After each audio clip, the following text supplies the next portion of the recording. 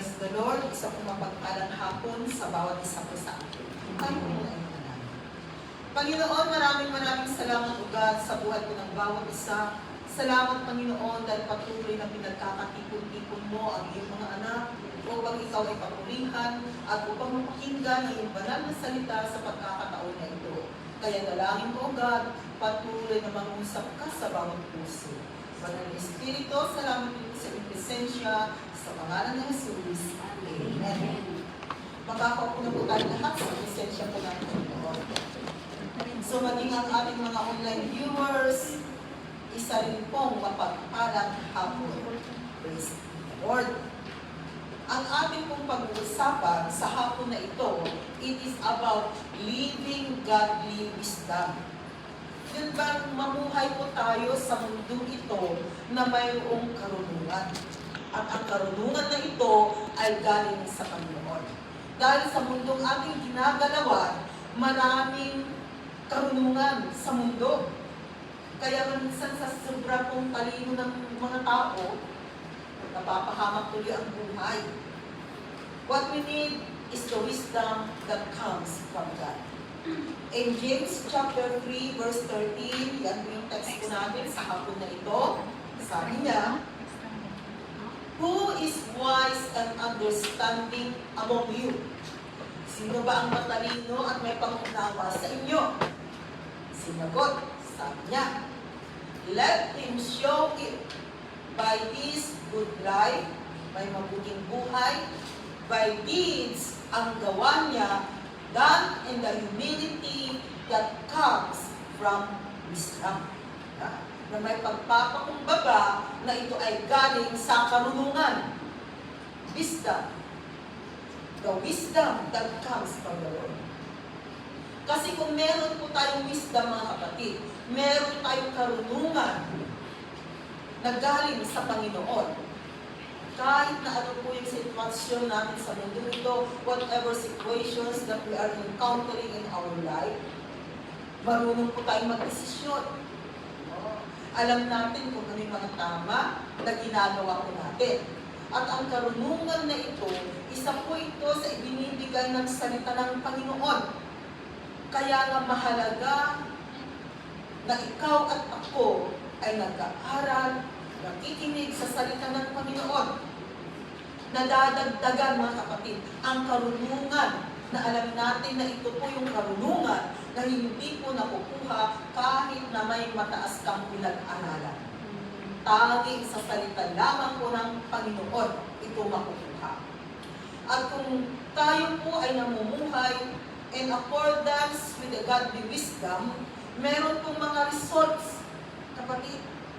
Sabi natin kanina, no, ang wisdom, nakukuha natin sa salita ng Panginoon. At nagkakaroon po ito ng resulta sa buhay natin. So, what are the results in living godly wisdom? Number one is that wisdom leads to a blessed life. Ang karunungan po ay ginagawa niyang pagpapala ang buhay mo. Hindi ang ganda ng may karunungan, di ba? At sabi natin, nakukuha ito sa salita ng Panginoon, hindi po ito pinapag-aralan. No? Hindi po ito kasali sa mga units kung nasa college ka sana, walang units po ito. Dahil ito ay tanging sa salita ng Panginoon lamang po, makukuha natin itong wisdom na ito. Sabi niya, wisdom leads to a blessed life. Proverbs 2 verses 1 to 6. Kaya we are in the book of Proverbs, mga kapatid. Sabi niya, my son, if you accept my words, kung tatanggapin natin yung salita ng Panginoon, and store up my commands within you. Commands, it also refers to the word of God. Next verse, please. Turning your ear to wisdom and applying your heart to understanding. Yeah.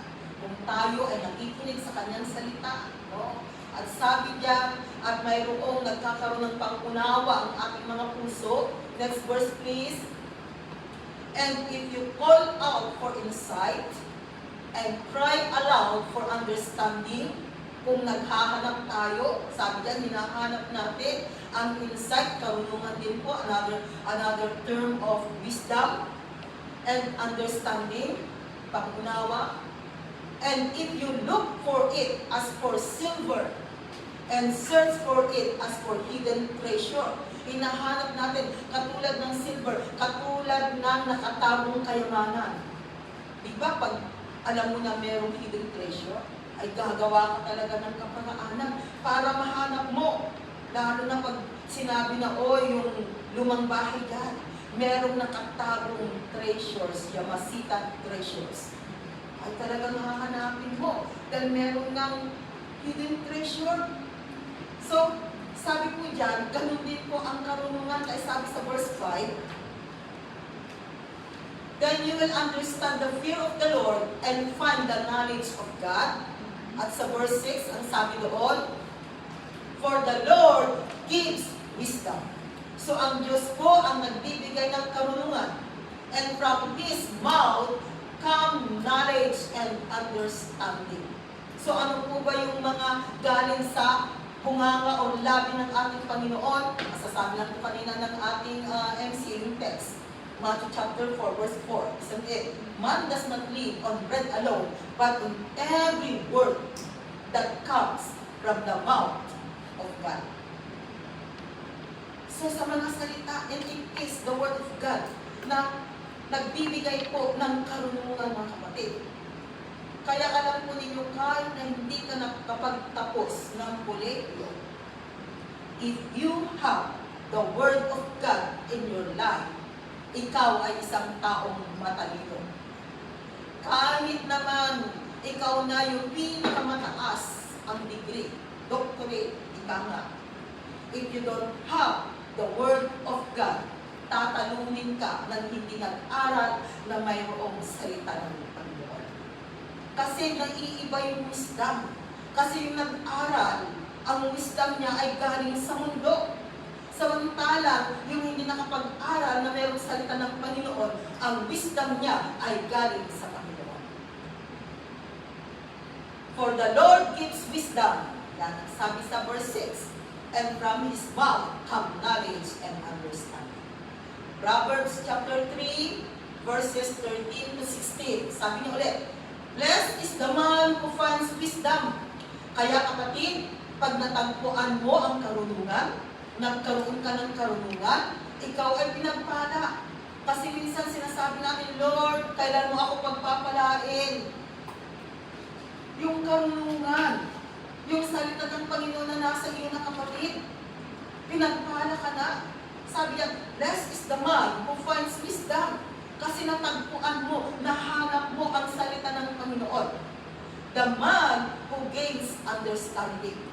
Dahil meron kang kakaibang pangunawa. Kung noon, napakakitid ng pangunawa natin, pero ngayon, at least lumalawak siya. Hindi katulad noon. No?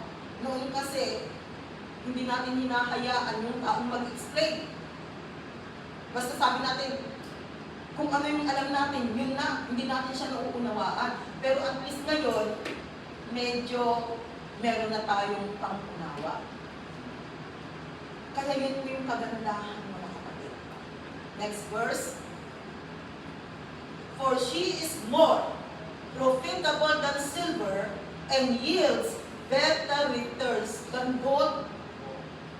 Ayan, she is more profitable, sabi niya, than silver. Mas mahalaga siya kaysa sa pilak at ganun din sa ginto. Verse 15. She is more precious than rubies. Nothing you desire can compare with her. So talagang ang ganda ng pagkakaroon ng wisdom, di ba? Inahalin tulad, wala siyang kahalin tulad. No? Dito, kahit na i-compare mo sa mga precious stones, hindi mo siya maikukumpara if you have wisdom that comes from the Lord. Verse 16, sabi niya ulit, long life is in her right hand. Long life, nasa kanang kamay. And her left hand are riches and honor. Bakit kaya yung right hand ay long life? Yung left naman ay riches and honor, sabi diyan. Kasi tingnan po ninyo mga kapatid, aanhin mo naman ang riches and honor kung wala ka ng buhay. Eh kung mahaba ang buhay mo, at least may chance ka pang makapaghanap ng riches and honor. So, long life, mga kapatid, mahabang buhay. Kaya, wisdom leads to a blessed life. Number 2, wisdom will save you from the ways of the wicked. Ang karunungan, ililigtas ka niya sa gawa ng kaaway. Gawa ng kaaway. Bakit ka maliligtas? No? Sa gawa ng kaaway? And Proverbs 2, verses 12 to 15. Sabi yan. Wisdom will save you from the ways of wicked men. Oh, so verse 12. Wisdom will save you from the ways of wicked men, from men whose words are perverse. Next verse. Who lead the straight paths to walk in dark ways. Sabi ko dyan, dahil pinipili niya yung daanang madilim. And verse 14 until 15. Who delight in doing wrong and rejoice in the perverseness of evil.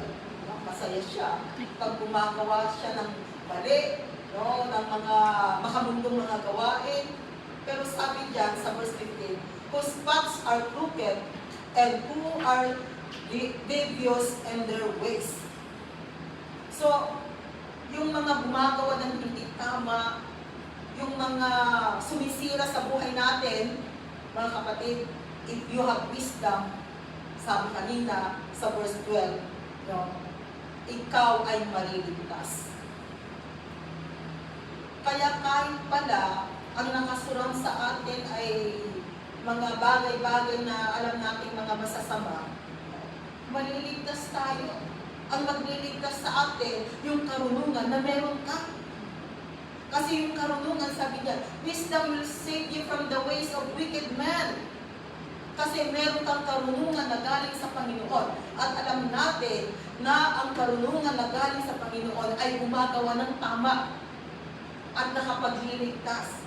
Kaya kahit na nakapalibot sa iyo ay evil things, mga kapatid, ililigtas ka because ng karunungan. No? Sasabihin niya, no? Magkakaroon ka ng pang-unawa, magkakaroon ka ng wisdom, magkakaroon ka ng tamang desisyon, makakapamili ka ng tama. So ang ganda pong magkaroon ng wisdom, mga kapatid. At tanging ang Diyos lamang sa pamamagitan ng kanyang banal na salita that we can gain this kind of wisdom. Number 3, wisdom will make your path straight. Ang karunungan, aayusin po niya ang buhay natin. No? Ilalakad po niya tayo doon sa tamang daanan. Sabi niya, wisdom will make your path straight. Aayusin niya. Proverbs 3 verses 5 to 6. Trust in the Lord with all your heart. Magtiwala sa Diyos, buong puso, and lean not on your own understanding. At huwag tayong magtiwala sa sarili po nating pangunawa, understanding. Verse 6. In all your ways acknowledge Him, and He will make your paths straight. Kaya kung magtitiwala tayo sa Panginoon, no, aayusin niya yung ating dadaanan. Kung liku-liku man yan, mga kapatid, maraming mga balakid na nangyayari sa buhay natin. Gagabayan tayo ng Panginoon. Tuturuan po niya tayo kung ano po yung mga dapat nating gawin. Kaya napakainam at napakaganda po na kung meron tayong pagkakataon, araw ng day off natin, manatili po tayo sa presensya ng Panginoon, makinig sa kanyang banal na salita. Dahil ang salita ng Panginoon, mga kapatid, ay kinakailangan kong maging kakampal ng buhay natin. Dahil kailangan natin ang salita ng Panginoon. Proverbs 4 verses 11 to 13. Sabi ko rin, I guide you in the way of wisdom and lead you along straight paths. Nag-guide in the way of wisdom. And then in verse 12, sabi niya dyan, when you walk, your steps will not be hampered. When you run, you will not stumble. Verse 13, hold on to instruction. Do not let it go. Guard it well, for it is your life. Instruction also means the Word of God, which nagbibigay ng wisdom sa bawat isa sa atin. So, guard it well. Alagaan natin. Kasi ito po yung buhay natin. Gusto natin ng masaganang buhay, mapayapang buhay, buhay na gusto natin sa mundong ito, kapatid. Kailangan po natin ang instruction. And the instruction, it is the Word of God. Kaya mahalaga po yan. Another po result in living godly wisdom. Pag tayo ay namumuhay na mayroong godly wisdom within us, ito po mga nagiging result. Number 4 po natin. Wisdom bring health to your body. No? Wisdom, nagbibigay po siya ng, sabi dyan, kagalingan sa ating katawan. Proverbs chapter 3, verses 7 to 8. Do not be wise in your own eyes. Fear the Lord and shun evil. Kaya huwag tayong manangan sa sariling katalinuhan po natin. Sabi ko nga, ang katalinuhan sa mundong ito, ipapahamak mo tayo. Pag tayo po ay nagtitiwala sa karunungan ng mundo, ipinapahamak niya tayo. Marami na po napahamak sa karunungan ng mundo. Pero ang karunungan ng Panginoon, ilalayo niya tayo sa kapahamakan, at ang gagawin po niya sa atin, sabi niya, pagpapalain tayo. And then in verse 8, basahin muna natin ang verse 8. This will bring health to your body and nourishment to your bones. Bring health to your body. Kasi kung may wisdom na kapatid, no, alam mo kung anong nakakabuti maging sa iyong katawan. Because it's one of us, alam mo kung ano ang sarili mo isulit. Alam mo kung ano yung timpla ng katawan mo. Yung isa naiinitan, yung isa naman lamig na lamig, pareho lang naman ang temperature, iba-iba. Okay? At dito makikita natin, na sabi yan, this will bring health to your body and nourishment to your bones. Kasi kung may wisdom ka, pag alam mo na yung isang pagkain ay hindi bagay sa'yo, no? Hindi mo nakakainin. Pero kung wala kang wisdom, okay lang, pagkain yan, kainin ko. Alam mo na ngang high blood ka. Kain ka pa rin ng kain ng lechon. So, anong mangyayari? Dahil walang wisdom. That's why we need wisdom. So, wisdom bring health to your body. Ano pa po yung ginagawa ng wisdom? Wisdom will protect you and watch you. There is protection in wisdom.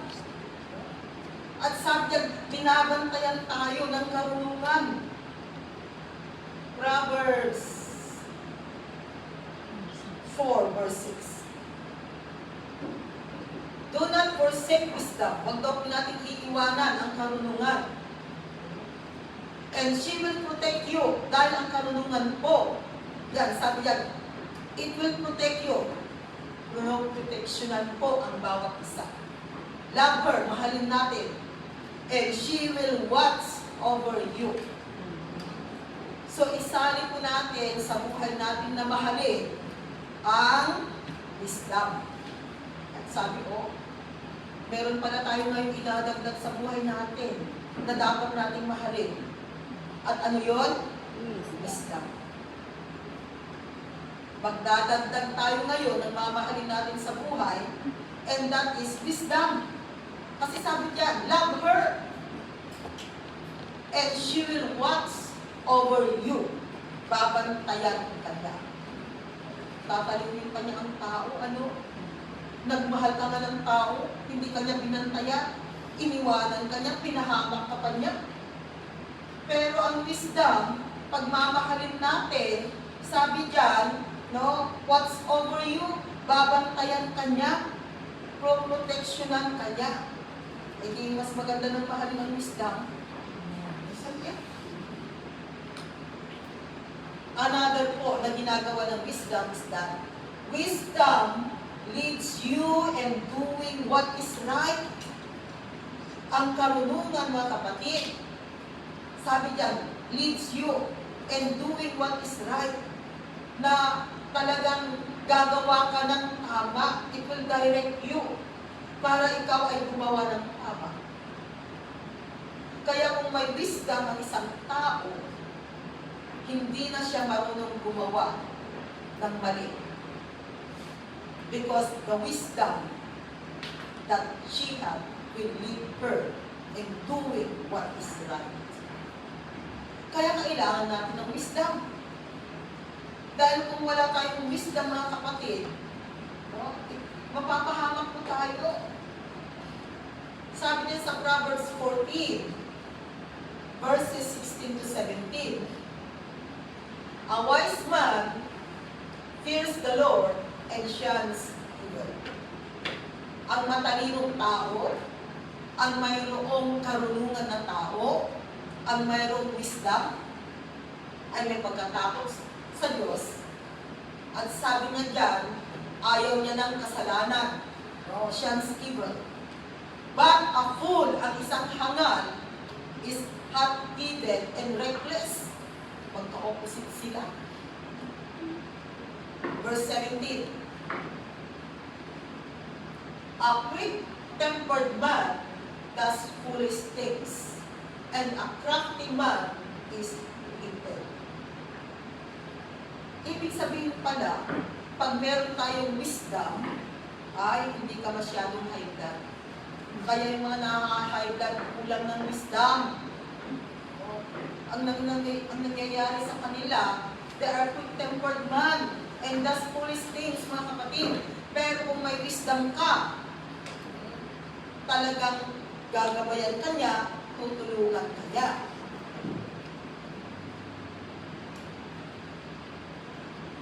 Meron akong note dito, sabi dito, do what God says and you will be blessed. Do what you feel like doing, and you will become miserable. So, do what God says. Kung gagawin natin ang sinasabi ng Panginoon, pagpapalaan niya tayo, we will become blessed. Pero kung ang gagawin natin dahil nararamdaman lang natin, do what you feel like doing, magiging miserable, mga kapatid. Kaya nga palagi din natin napapakinggan, it's no longer our own will, but it's already the will of God. Kaya kung may wisdom po tayo, talagang we are doing the will of God. It's no longer our will ang ginagawa natin. Another supporting verse, Proverbs 15, verse 2. Sabi ulit yan, the tongue of the wise commends knowledge, but the mouth of the fool gushes folly. Kaya nga diba, mag-ingat tayo sa mga sinasabi natin, sa mga salitang lumalabas sa ating mga bunganga. Remember, nakikilala ang isang tao the way she talk. Kahit na hindi mo kilala ang isang tao, pero pag narinig mo na siyang magsalita, ay alam mo na kung Kristiyano siya o hindi. Dahil iba kasi yung lumalabas na sa bunganga, at ang lumalabas po sa bunganga ay galing sa puso. Kaya hindi tayo makapaglihim, mga kapatid. Dahil ang tao kung ano ang laman ng puso, lumalabas sa bunganga. Kaya kung galit ang nakatanim sa puso, galit din po ang lumalabas sa bunganga. Pero kung pagmamahal, ay lumalabas din po yan, nakikita. Tingnan po ninyo ang taong na in love. Kung si Maria ay in love kay Pedro, si Pedro na lang ang laman ng kanyang puso. Kaya pag nagkwento siya, bida, si Pedro, kasi yun yung laman ng puso. Pero pag may kagalit siya, basta pag nagkwento, ay, mention talaga yung kagalit niya. Kasi yun yung laman ng kanyang puso. Tama ang salita ng Panginoon. For out of the abundance of the heart, the mouth speaks. Kaya walang naililimit. Nakikilala natin ang isang tao the way she talk. Kaya alam po ninyo, mahirap yung taong madaldal. Kasi pag madaldal tayo, kung ano-ano yung ikwento natin, minsan lumalampas na tayo sa boundary. Kaya sabi ulit sa salita ng Panginoon, mas matalinong dihamak yung hindi daw nagsasalita kaysa doon sa salita ng salita. Kasi yung hindi nagsasalita, ang tingin sa kanya ay matalino. Pero mahirap naman yung kinakausap mo na nga, ayaw kang magsalita, ako nakakaasal din naman mo. So, magsalita kung dapat magsalita. Kontrolado, mga kapatid. Sabi yan, the tongue of the wise, ang matalinong tao, kung magsalita po siya talagang full of knowledge, nakaka-encourage. Kaya tingnan natin, baka kung magsalita tayo, imbis na ma-encourage yung tao, ma-down siya dahil sa salita mo. And did you know that words are powerful? Whatever we confess, we possess. Kaya ingat ka kapatid sa pagsasalita. Pag palagi mong sinasabi sa anak mo na siya ay, sabihin na natin na siya ay pasaway. Ikaw, pasaway kang anak, ganito. Alam po ninyo ang magiging outcome. Lalong nagiging pasaway ang anak ninyo. Because there is power and declaration. Mas maganda kahit na pasaway yung anak ninyo, baguhin ninyo.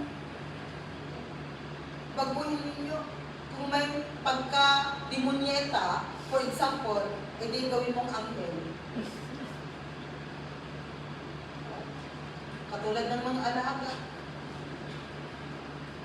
Pag makulit yung bata, kasi minsan sinasabi na, ang kulit-kulit ng bata. Ang Chinese ng kulit, yay-yay, di ba? You are yay-yay. Pag sinasabihan ng gano'n yung alaga mo, lalo kong magiging yay-yay yung bata, baguhin mo. Good boy or good girl ang itawag mo sa kanya. Kasi makikita natin, there is power, mga kapatid. Kaya ingat tayo sa ating pag-aalala. The tongue of the wise, remember, the tongue of the wise commends knowledge. Merong karunungan talaga na lumalabas sa kanyang bunganga ang taong matalino. It will encourage. But the mouth of the fool gushes fully, sabi yan. And then, okay, number 7. Number 7 natin. Hanggang ilang ito.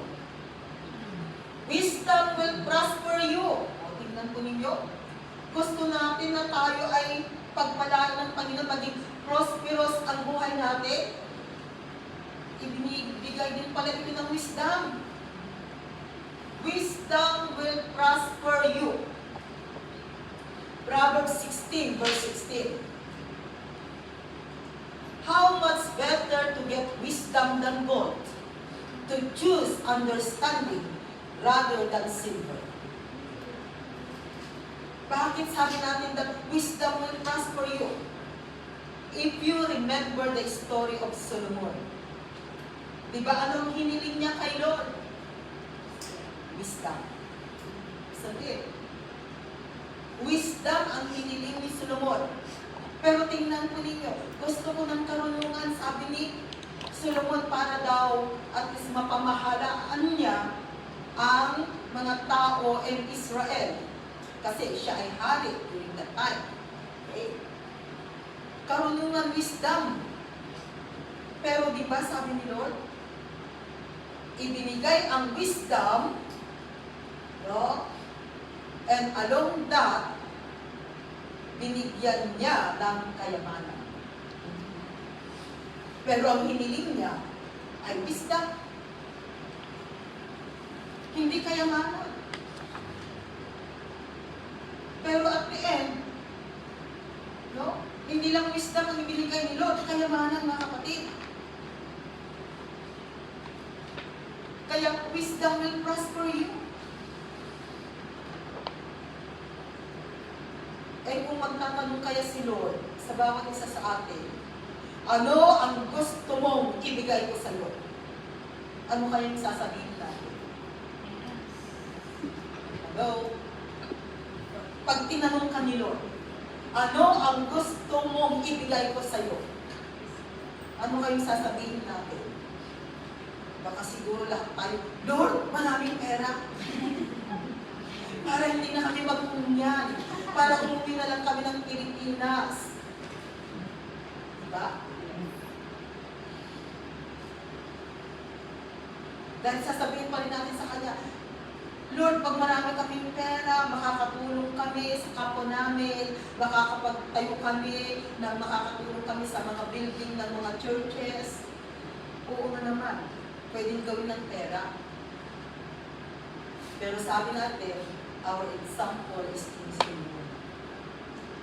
Nung tinanong siya ng Panginoon kung ano ang gusto niya, he asked wisdom.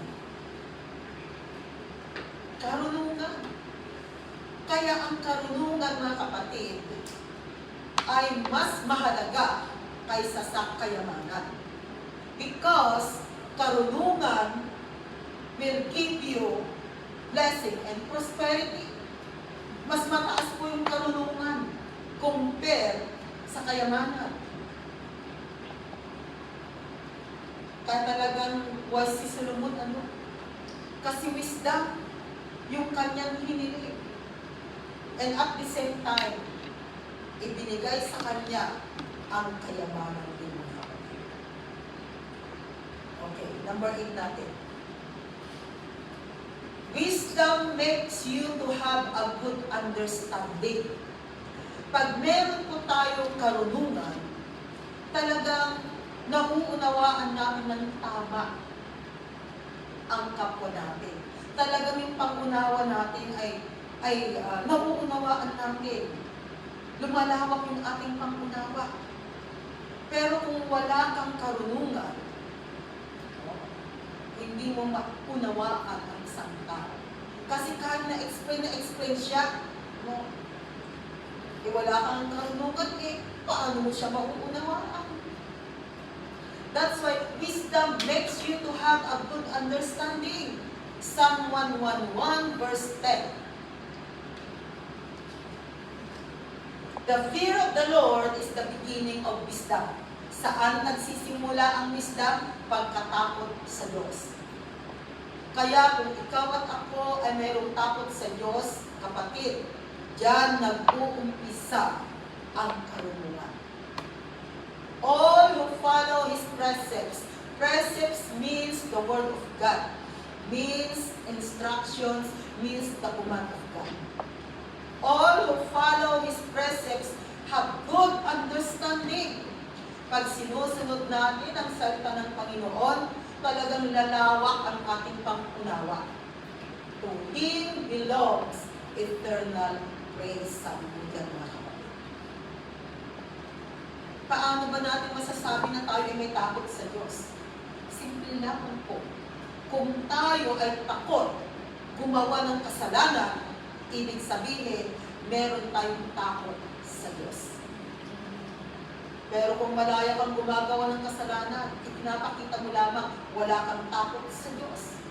Pero kung meron po tayong takot sa Diyos, natatakot tayong gumawa ng kasalanan dahil alam natin na ang kasalanan ay hindi kalugod-lugod sa mata ng Panginoon. Kaya nga po nahiwalay ang tao sa Diyos nang dahil sa kasalanan. So ang kasalanan, it will separate you from God. Kaya nga ang ginagawa natin every time tayo nagpapalinis sa Panginoon. At palagi natin sinasabi, you and me, we need to have repentant heart. Isang pusong palaging nagsisisi, mga kapatid. Bago matulog sa gabi, sana ang prayer ng bawat isa, Lord, kung meron man akong nagawang hindi tama, no, pakalinisin mo po ako ng iyong banal na dugo. Kasi minsan, may mga ginagawa tayo na unaware tayo. Hindi natin alam, nasaktan na pala si sister, dahil nung tinignan mo siya, ang alam niya, no, yung kuskusilapan. Anong Tagalog ng kuskusilapan? Iniirapan. Iniirapan mo siya. Ang alam niya, iniirapan mo siya. Tinignan mo lang. Sumama na ang loob niya. Kaya may mga nagagawa tayong mga mali sa buhay na hindi naman natin intention. Kaya it's better na lang, mga kapatid. Lord, kalinisin mo po ako. Baka meron akong nasaktan Panginoon. Meron sumama ng loob sa akin. Siguro meron akong ginawa o meron akong action na hindi niya gusto. Lord, pakalinisin mo. Diba? Sabi naman ni Lord, as we confess our sins, He is just and faithful to forgive us. Kaya salamat po. At ang pangsyam natin, the last one, marami pa po ito mga kapatid, dagdagan po ninyo, it is your homework. Pero this time, siyam lamang po. No?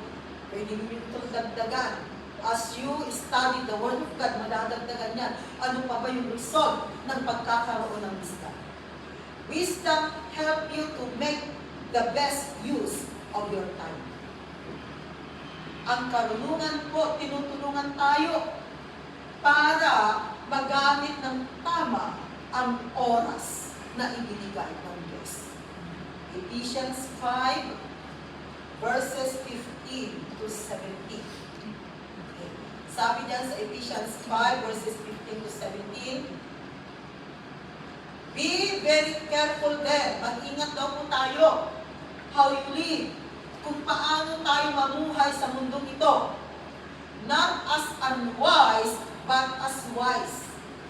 Mamuhay po tayo ng may katalinuhan sa mundong ito, mga kapatid. Verse 16. Making the most of every opportunity because the days are evil. Kaya magkaroon po tayo ng karunungan sa bawat oras, bawat segundo, bawat minuto na ibinibigay ng Panginoon sa bawat isa sa atin. Gamitin po natin sa tama, gamitin po natin sa wasto, gamitin po natin na makapagbigay lugod sa Panginoon. Yun po yung gagawin po natin. Kaya pag oras ng trabaho sa amo, hindi magtrabaho. Hindi yung oras ng trabaho, nagsisilpon ka. Sandali. Merong nakakakita po at walang iba ang Panginoon. So tingnan po natin, maging wise po tayo sa paggamit ng ating mga oras. Imbes na magpapahinga ka na para lumakas ka at hindi ka maging anemic. Hindi ka natutulog, nagsiselfon, hindi po yan. So, sayang ang oras. At ang oras po ay hindi na ibabalik, mga kapatid. Kaya, maging wise po tayo. We should know how to manage our time. Managing our time, mga kapatid. Sabi nga in the book of Ecclesiastes, there is a time for everything. Kaya, i-manage po natin. So, ang karunungan, tinuturuan po tayo. And verse 17, sabi niya dyan, therefore, do not be foolish. Huwag tayo maging hangad, but understand what the Lord's will is. Unawain kung ano ang kagustuhan ng Panginoon. na gagawin natin sa ating buhay. So sabi natin kanina, what are the results in living godly wisdom? Before we will go to our conclusion, the last verse, sabi doon sa number 1, wisdom leads to a blessed life. Wisdom will save you from the ways of the wicked. Wisdom will make your path straight. Wisdom bring health to your body. Wisdom will protect you and watch you. Wisdom leads you in doing what is right. Wisdom will prosper you. Wisdom makes you to have a good understanding, and wisdom help you to make the best use of your time. In our conclusion, dito po tayo magtatapos, Proverbs 4 verses 7 to 9. Sabi niya, wisdom is supreme. Pag sinabing supreme, talagang pinakamataas, supreme na eh. Wala pong makakatalo sa karunungan. Wisdom is supreme. Therefore, get wisdom. Kaya mga kapatid, nandun ko sana na kuhanin po natin, magkaroon po tayo ng wisdom, karunungan na galing sa Panginoon. Though it costs all you have, get understanding, sabi niya. Next verse. Esteem her and she will exalt you. Embrace her and she will honor you. Talagang ang ganda po ng ginagawa ng wisdom sa bawat isa sa atin. Hindi po tayo pinababayaan ng wisdom. Talagang nagiging benefits po ito, beneficial po sa buhay ng bawat isa sa atin. Kaya mga kapatid, manatili po tayo sa salita ng Panginoon because the Word of God gives us wisdom.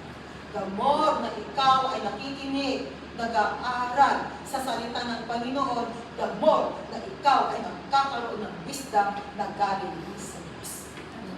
Amen?